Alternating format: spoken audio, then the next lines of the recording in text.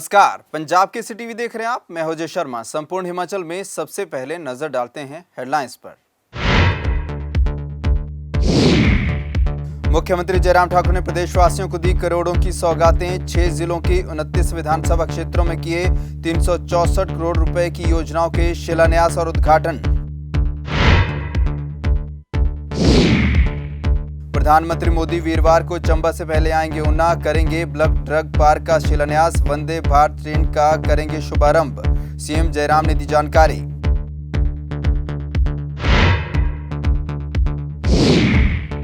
भाजपा राष्ट्रीय अध्यक्ष जेपी नड्डा ने गृह जिला बिलासपुर में शहरवासियों को दी करोड़ों की सौगातें, किए कई उद्घाटन और शिलान्यास। बोले, मोदी हैं तो मुमकिन है और जयराम योजनाओं को जमीन पर उतार रहे हैं।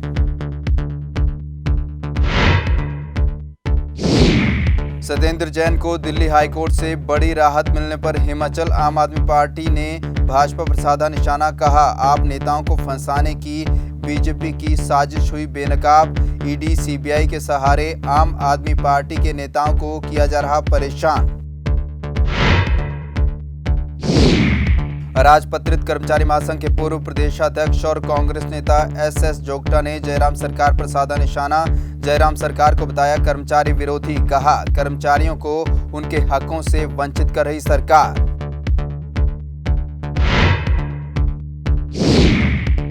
Pensioners welfare association Himachal Pradesh block धर्मशाला की बैठक में मुख्यमंत्री जयराम ठाकुर का जताया गया आभार। कहा, सीएम जयराम ने 10 में से मांगनी 6 मांगे, अधिसूचना भी की जारी।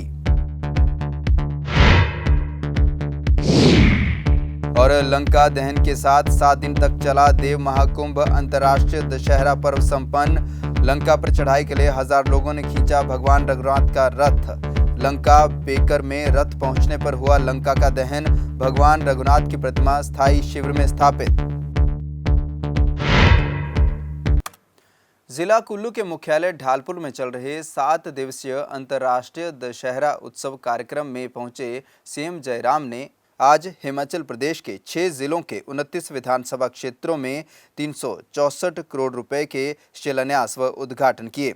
वहीं मुख्यमंत्री जयराम ठाकुर ने जिला कुल्लू कारदार संघ की मांग पर गौर करते हुए नजराना राशि में 15% बढ़ोतरी की और बजंतरियों के मानदेय में भी 15% बढ़ोतरी देने की घोषणा की। इसके अलावा देवी देवताओं का दूरी भत्ता भी 1500 रुपये किया गया। मुझे इस बात की भी खुशी है कि जो देवी देवताओं का जो नजराना है उसके लिए लगातार मांग आ रही थी कि थोड़ा सा उसमें बढ़ाया जाए, तो उसमें हमने एक इंक्रीज की है, बढ़ोतरी की है और उसमें आज की आवश्यकता भी महसूस कर रहे थे, ये होना भी चाहिए। तो इस प्रकार से कुल्लू का ये दशहरा आज समापन इसका हो रहा है और इस समापन के अवसर पर यह दशहरा हमारी संस्कृति को जिस प्रकार से मजबूती देता है, हमारे देवी देवताओं के प्रति श्रद्धा और आस्था का एक भाव जागृत करता है, तो ये आने वाले समय में इसी प्रकार उत्साह के साथ हम मनाते रहें, ऐसी मेरी कामना। सीएम ने वर्चुअल तरीके से प्रदेश भर में जो उद्घाटन और शिलान्यास किए, उनमें जिला कांगड़ा के कुल 10 स्थानों पर 334 करोड़ रुपए के उद्घाटन व शिलान्यास भी शामिल हैं। वहीं जिला मुख्यालय धर्मशाला में आयोजित कार्यक्रम में विधायक विशाल नेहरिया ने विधिवत रूप से लगभग 12 योजनाओं के उद्घाटन और शिलान्यास किए। इस दौरान जिलाधीश Kangra doctor Nipun Jindal, SP Kangra doctor खुशहाल शर्मा सहित विभिन्न अधिकारी और कर्मचारी मौजूद रहे। डीसी कांगड़ा ने बताया कि जिला कांगड़ा में मुख्यमंत्री द्वारा सड़कों, जल शक्ति विभाग की विभिन्न परियोजनाओं, वन विभाग व वर्ल्ड लाइफ रेस्क्यू सेंटर, पाशु व रियाली सब्जी मंडी का उद्घाटन विधिवत रूप से किया गया है। जिला कुल्लू के ढालपुर में आयोजित अंतर्राष्ट्रीय दशहरा उत्सव में मंगलवार को लंका दहन के साथ ही विश्व का सबसे बड़ा देव महाकुंभ उत्सव संपन्न हो गया। देवताओं के इस महाकुंभ में हजारों लोगों सहित सैकड़ों देवी देवताओं ने भी डुबकी लगाई। वहीं मुख्यमंत्री जयराम ठाकुर ने बारिश होने के वजह से अटल सदन में दशहरा उत्सव का विधिवत समापन किया। विश्व के सबसे बड़े देव महाकुंभ एवं अनूठी परंपराओं का संगम कुल्लू दशहरा पर्व में भगवान रघुनाथ की रथ यात्रा के बाद विधिवत रूप से लंका दहन के नज़ारे के हजारों लोग गवाही बने। लिहाजा 7 दिनों तक चलने वाले इस महाकुंभ में सैकड़ों देवी देवताओं के साथ भगवान रघुनाथ जी ने लंका पर चढ़ाई कर रावण परिवार के साथ बुराई का भी अंत किया। लंका चढ़ाई के लिए हुई रथ यात्रा में यहाँ पहुंचे सभी देवी देवताओं ने भाग लिया। लंका दहन के साथ ही अंतर्राष्ट्रीय दशहरा उत्सव का समापन हो गया। प्रधानमंत्री नरेंद्र मोदी 13 अक्टूबर को प्रस्तावित चंबा दौरे से पहले ऊना जिला में आएंगे। ऊना में प्रधानमंत्री Narendra Modi block drug park के शिलान्यास के साथ वंदे भारत ट्रेन का भी शुभारंभ करेंगे। यह जानकारी मुख्यमंत्री जयराम ठाकुर ने शिमला में पत्रकारों से बातचीत के दौरान दी। गौरतलब है कि ऊना में बनने वाली ब्लक ड्रग पार्क परियोजना की कुल अनुमानित लागत 1923 करोड़ रुपए है, जिसमें भारत सरकार की अनुदान राशि 1118 करोड़ रुपए है, जबकि शेष 804 करोड़ रुपए की राशि राज्य सरकार की ओर से वहन किया जाना निर्धारित है। प्रधानमंत्री जी का कार्यक्रम 13 तारीख का पहले चंबा का तो पहले से निर्धारित था ही, लेकिन आज एक नई डेवलपमेंट उसमें ये हुई है कि चंबा जाने से पहले प्रधानमंत्री जी ऊना आएंगे और ऊना में आकर के एक कार्यक्रम जो हमारा बड़ा प्रोजेक्ट जिसको हमने बहुत प्रयत्न से और परिश्रम से हासिल किया है प्रधानमंत्री जी के आशीर्वाद से, बल्क ड्रग फार्मा पार्क, उसका शिलान्यास होगा, फाउंडेशन स्टोन होगा और वंदे भारत ट्रेन का शुभारंभ भी उस दिन किया जाएगा हरी झंडी दिखा करके। और उसके बाद वहाँ कार्यक्रम के बाद फिर उसके पश्चात वहाँ से चंबा जाना होगा। भाजपा के राष्ट्रीय अध्यक्ष जगत प्रकाश नड्डा ने आज अपने गृह जिला बिलासपुर में करोड़ों की विकास योजनाओं के उद्घाटन और शिलान्यास किए। जेपी नड्डा ने जिला अस्पताल बिलासपुर में 14 करोड़ 33 लाख रुपए की लागत से तैयार किए गए MCH यानी मदर हेल्थ चाइल्ड विंग का शुभारंभ किया। इसी के साथ उन्होंने नगर के रोड़ा सेक्टर में 31 करोड़ 52 लाख रुपए से बने ऑडिटोरियम का शुभारंभ भी किया। इस मौके पर नड्डा ने जिला अस्पताल का निरीक्षण भी किया और मौके पर मौजूद स्थानीय लोगों के साथ स्थानीय भाषा में बातचीत की। आपको बता दें कि जेपी नड्डा द्वारा ही पूर्व में जब वे केंद्रीय स्वास्थ्य मंत्री थे तब इस MCH की घोषणा की गई थी। ऐसे में इस कार्य को तेजी से किया गया और कुछ सालों के भीतर ही अब यह तैयार हो गया है और नड्डा ने ही अब इसे जनता को समर्पित किया है। वहीं जिला अस्पताल में एक पार्किंग और कैंटीन भी बनाई जाएगी, जिसे लेकर प्रक्रिया जारी है। अपने संबोधन में भाजपा राष्ट्रीय अध्यक्ष ने स्थानीय लोगों को करोड़ों के उद्घाटन और शिलान्यास के साथ साथ हिमाचल में रिवाज बदलने की भी बात कही। जेपी नड्डा ने कहा कि हिमाचल में जल्द ही करोड़ों अरबों रुपए की कृषि योजनाओं को भी लाया जाएगा। इसी के साथ नड्डा ने कहा कि पूरे हिमाचल प्रदेश में ऐसे भव्य ऑडिटोरियम बनाए जाएंगे। एक भी प्रदेश का जिला इस तरह के ऑडिटोरियम से वंचित नहीं रह पाएगा। इस मौके पर सदर विधायक सुभाष ठाकुर, भाजपा प्रदेश महामंत्री त्रिलोक जम्वाल, भाजपा नेता सुभाष शर्मा, पूर्व सांसद सुरेश चंदेल, उपायुक्त पंकज राय, SP दिवाकर शर्मा सहित अन्य प्रशासनिक अधिकारी मौके पर मौजूद रहे। ये फर्क पड़ेगा और डबल लेन होगा, 4 लेन। ये नहीं करना पड़ेगा रास्ता बंद आ जी, आज पहाड़ गिरी गया जी, फलाना हो गया जी, ये हो गया जी। ये सब हम लोगों के साथ आप बीती हुई है, कोई पूछना नहीं आता था। आज इतना परिवर्तन आ गया, ये किस कारण से आया? एक ही बात ध्यान रखना कि मोदी जी हैं तो मुमकिन है और जयराम जी उसको धरती पर उतार रहे हैं और इसको हमको संभाल करके चलना है। आज मैं सच में आपको बताऊं, अब ये आप इस बिल्डिंग को देखिए, आज ऑडिटोरियम को देखिए, अभी तो इसमें और कुर्सियां लगनी बाकी हैं और मैंने डीसी साहब को कहा कि बढ़िया, कोई कमी नहीं, टॉप क्लास की डिजाइनिंग के साथ कुर्सियां लगेंगी, फिक्स कुर्सियां लगेंगी। लेकिन मैं आपसे ही पूछता हूं, कभी आपने सोचा था, कभी कोई बिलासपुर का MLA सोच सकता था कि ये हॉल बनाएंगे, ऐसा हॉल बनाएंगे और ऐसे बैठ करके बात करेंगे? और हम लोग यहीं पर नहीं रुकने वाले हैं, बस आपने नहीं रुक जाना, इसको ध्यान में रखना। आपने चलते रहना, हम भी चलते रहेंगे। चलने का मतलब समझ लिया ना?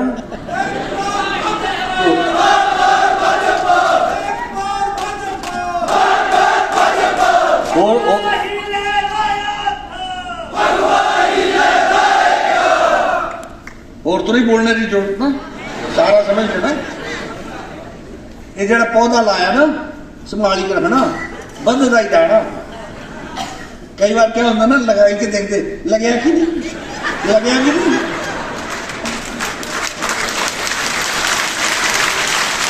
ऐसा नहीं करना, लगा हुआ है, अच्छे से लगा हुआ है, संभाल करके हमको आगे बढ़ना है।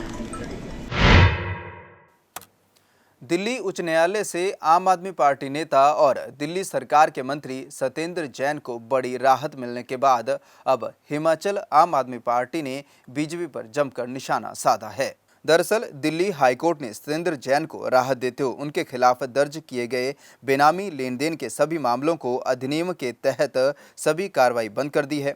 हाईकोर्ट ने उनके खिलाफ हुई कार्यवाही को चुनौती देने वाली याचिका को स्वीकार किया। उसके बाद इस पर सुनवाई करते उन पर से सभी कार्रवाई को बंद करने का आदेश दिया है। ऐसे में हिमाचल आम आदमी पार्टी ने इसे लेकर बीजेपी पर जमकर निशाना साधा है। मंगलवार को सोलन में पत्रकारों से बातचीत के दौरान आम आदमी पार्टी प्रदेशाध्यक्ष सुरजीत सिंह ठाकुर ने कहा कि हम हमेशा कहते रहे हैं कि सत्येंद्र जैन एक ईमानदार आदमी हैं, जिनको भाजपा ने गंदी राजनीति और हिमाचल में हार के डर से झूठे मामले बनाकर आज तक जेल में डाले रखा है। वहीं शिमला में आम आदमी पार्टी प्रवक्ता गौरव शर्मा ने कहा कि आम आदमी पार्टी देश में ईमानदारी से काम कर रही है और बीजेपी जांच एजेंसियों का दुरुपयोग कर रही है। इस फैसले के बाद सच्चाई सामने आ गई है। भाजपा जिस तरीके से एक के बाद एक जो इनके कार्यशैली है उसके लिए एक्सपोज होती जा रही है।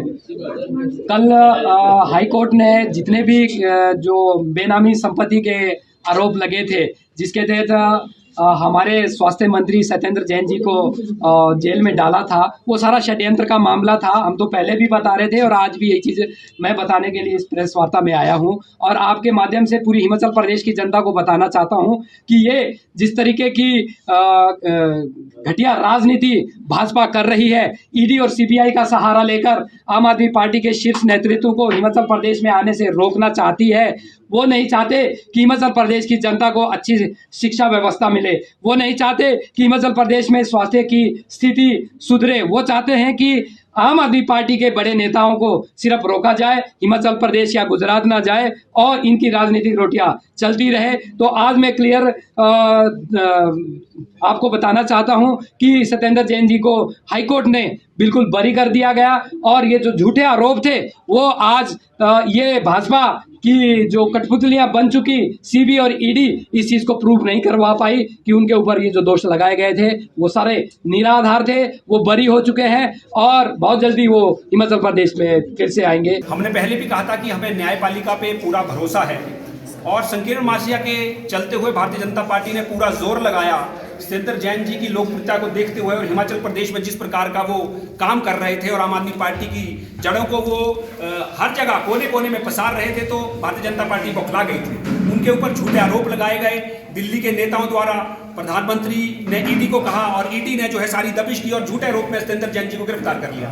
बार बार जो है कोर्ट में कोई भी साक्ष्य न मिलने पर ईडी को कई बार फटकार भी लगी कि आखिरकार इनको आपने कस्टडी में रखा क्यों है जब इनके खिलाफ कोई साक्ष्य नहीं है। वही सिलसिला चलता रहा और इन्होंने झूठे आरोप बार बार कुछ ना कुछ, और जब निचली अदालत ने फैसला सुनाना था तो अकस्मात ही एकदम जो है आज जो है उच्च न्यायालय ने उसमें संज्ञान भी लिया। उन्होंने कहा है कि ईडी को कि ऐसी क्या आपको नौबत आ गई थी कि आपने जज बदलने की कवायद की, जज बदलने से क्या फैसले बदल दिए जाते हैं। तो किस प्रकार निचता पे जो है भारतीय जनता पार्टी उतर आई थी, इस प्रकार से वो कोर्ट का जो ऑर्डर है उच्च न्यायालय का, आपको सारे पूरे देशवासियों को प्रदेशवासियों को इससे आंकलन करना चाहिए कि भारतीय जनता पार्टी किस निचता पे उतर आई है। हिमाचल प्रदेश अराजपत्रित कर्मचारी महासंघ के पूर्व प्रदेशाध्यक्ष और कांग्रेस नेता एसएस जोगटा ने जयराम सरकार को कर्मचारी विरोधी बताया है।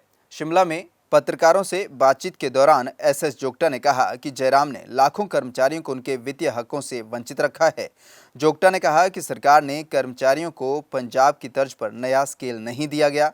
कर्मचारियों के वेतन की फिक्सेशन लास्ट ड्रॉन सैलरी 31 दिसंबर 2015 के आधार पर की जानी थी, लेकिन सरकार ने 31 दिसंबर 2012 के आधार पर फिक्सेशन की। सरकार ने जो वेतनमान दिया है उसमें कर्मचारियों के लिए वेतन विसंगतियां पैदा कर दी हैं। सरकार एरियर किश्तों में दे रही है, वहीं कई कर्मचारियों को किश्तों में भी एरियर नहीं मिल रहा है। इसी तरह सरकार ने कर्मचारियों को विभिन्न देय भत्तों से भी वंचित कर रखा है। जिस तरह से प्रदेश के माननीय मुख्यमंत्री ठाकुर जयराम जी ने उनका हौसला ना बढ़ाते हुए उनको तार पीटो करके उनको नुकसान पहुंचा करके जो भद्दा मजाक किया है उसका आज मैं आपके लोकप्रिय चैनल और उसके माध्यम से उनका विरोध करता हूं। और अभी तक हमारे को पंजाब स्केल पूरा मिला ही नहीं है और अभी तक फिक्सेशन भी नहीं हुई है और वो गलत हुई जो अभी तक हुई है। 31/12/15 का जो लास्ट जो पेड रन जो बेसिक पे थी लोगों की उसके ऊपर जो आधारित जो है फिक्सेशन होनी थी और इन्होंने 31/12/2012 की बेसिक को उठा करके उसके आधार पर फिक्सेशन की है लोगों की, जो बिल्कुल गलत है। इसकी मैं जांच चाहूंगा किसके कहने पर ये सारा कुछ किया गया है और प्रदेश की आंखों पर कर्मचारियों की आंखों में जिस तरह से धूल झोंकी गई है वो अपने आप में एक जयराम जी का जो मतलब कर्मचारी विरोधी होने का जो एक रिश्ता है वो दर्शाता है। तो मैं ये कहूंगा कि पंजाब पैटर्न के ऊपर जिस तरह से पेंशनर हैं चाहे कर्मचारी हैं उनको जो स्केल जो भत्ते मिलने थे भत्ते भी नहीं मिले और किस्तों में जो स्केल देने का या एरियर देने का जो वो सोच रहे हैं अभी तक वो भी नहीं मिला। Pensioners welfare association Himachal Pradesh धर्मशाला ब्लॉक की आज शहरी व ग्रामीण इकाई की विशेष बैठक धर्मशाला में हुई, जिसकी अध्यक्षता प्रधान प्रदीप वालिया व BS महाल ने की। बैठक में सरकार की ओर से पेंशन्स की 10 में से 6 मांगों को मानने के लिए धन्यवाद प्रस्ताव पारित किया गया। पत्रकारों से बातचीत के दौरान पेंशनर्स वेलफेयर एसोसिएशन सदस्यों ने इन मांगों को मानने के लिए सरकार का आभार भी व्यक्त किया। आज की बैठक में हमारे मुख्य मुद्दे थे कि हमारी जो 31/8/2022 को जो शिमला में माननीय मुख्यमंत्री श्री जयराम ठाकुर जी की अध्यक्षता में जो JCC हुई थी और JCC की मीटिंग्स में जो पेंशन ने मुद्दे उठाए थे, जो मांगे थी, उन मांगों के बारे में माननीय मुख्यमंत्री महोदय जी ने वहाँ पर घोषणा की थी और 5 डिमांडें जो थी वहीं पर मान ली गई थी। आज हमें बड़ी खुशी के साथ ये कहना पड़ रहा है कि उन 10 मांगों में हमारी 6 मांगें जो हैं उनकी अधिसूचना जो है वो जारी हो चुकी है। प्रदेश में अब कभी भी विधानसभा चुनाव का ऐलान हो सकता है, जिसके चलते प्रदेश में आचार संहिता लागू हो जाएगी। ऐसे में निर्वाचन अधिकारी भी कर्मचारियों को आदर्श आचार संहिता को कड़ाई से लागू करने के निर्देश दे रहे हैं। इसी कड़ी में नाहन में पत्रकारों से बातचीत के दौरान सिरमौर के DC राजकुमार गौतम ने कहा कि आदर्श चुनाव आचार संहिता के लागू होते ही 24 घंटे के भीतर सभी सरकारी कार्यालयों से सरकारी योजनाओं के प्रचार प्रसार संबंधी होर्डिंग्स, फ्लैक्स बैनर व पोस्टर हटा दिए जाएंगे। इस बाबत कर्मचारियों को भी आवश्यक दिशा निर्देश दिए गए हैं। DC ने कहा कि आदर्श आचार संहिता लगते ही किसी की निजी संपत्ति पर लगे हुए hoarding, flex banner, poster, wall writing आदि सामग्री को 72 घंटे में हटाना होगा। वहीं निर्वाचन आयोग द्वारा 1950 टोल फ्री नंबर पर लोगों की शिकायतें ली जाएंगी। यह नंबर 24 घंटे काम करेगा। इसमें ये पाया गया कि जो एक हमारे गवर्नमेंट ऑफिस की बिल्डिंग्स हैं, उनके कैंपसेज हैं, उसके अंदर कोई भी ऐसे पॉलिटिकल पार्टीज़ का बैनर्स या होर्डिंग्स लगे हुए हैं या सरकार की कोई स्कीम लगी है, उसको 48 आवर्स के अंदर जो है वो हमें उसके ऊपर जो कार्रवाई करने की आवश्यकता है। जो हमारे गवर्नमेंट प्रॉपर्टीज़ हैं और गवर्नमेंट एरियाज़ हैं, उसमें अगर कोई इस तरीके के होर्डिंग्स, बैनर्स, वॉल राइटिंग हुई है, उसको थोड़ा सा कट उसको कल प्रॉपर्टी है और उनके जो सरकारी बिल्डिंग्स हैं, उनके कैंपसेज, उसके अंदर किसी भी प्रकार की वॉल राइटिंग, होर्डिंग्स या बैनर्स या कुछ और पॉलिटिकल कोई ऐसा मटेरियल लगा है तो उसको 24 आवर्स के अंदर हमें हटाना पड़ेगा। और जो गवर्नमेंट प्रॉपर्टीज़ हैं उसके अंदर जो है वो 48 आवर्स के अंदर जो उसको हटाकर जो है कंप्लेंट्स रिपोर्ट दी जाएगी। और जो हमारा प्राइवेट प्रॉपर्टीज़ हैं जहाँ पे अनऑथराइज्डली किसी ने कोई बैनर्स, होर्डिंग्स लगे हैं, उसको जो है वो 72 आवर्स के अंदर हटाकर इसकी रिपोर्ट जो इलेक्शन कमीशन ऑफ इंडिया को भी भेजी जाएगी। त्योहारी सीजन शुरू हो चुका है, जिसके चलते बाजारों में रौनक और चहल पहल काफी बढ़ गई है। ऐसे में किसी भी प्रकार की अनहोनी से निपटने के लिए दमकल विभाग और पुलिस प्रशासन पूरी तरह से मुस्तैद हो जाते हैं। इसी कड़ी में सोलन शहर में भी कोई अप्रिय घटना न हो, इसके लिए दमकल विभाग पूरी तरह से तैयार हो गया है। दमकल विभाग के प्रभारी कमलजीत तनवर ने बताया कि उनका विभाग सारा वर्ष बेहद चौकन्ना रहता है और त्योहारों के सीजन में शहर पर उनकी पूरी नजर रहती है। किसी भी प्रकार की स्थिति से निपटने के लिए दमकल विभाग दिन रात मुस्तैद रहता है। कोई भी फेस्टिवल हो या किसी भी प्रकार का ऐसा कोई आयोजन होता है तो उसमें संभावना रहती है कि आगजनी ज़्यादा हो या ज़्यादा होने की संभावना रहती है। तो इसके लिए हमारे पास जो है 4 शिफ्टें होती है जो दिन रात 24 घंटे जो है वो फायर स्टेशन में तैनात रहती है और जैसी भी स्थिति होती है उससे निपटने के लिए हमारे पास हर प्रकार से उपकरण और जो वाहन है वो सक्षम है। इस बुलेटिन में फिलहाल इतना ही। अजय शर्मा को दीजिए इजाजत। नमस्कार।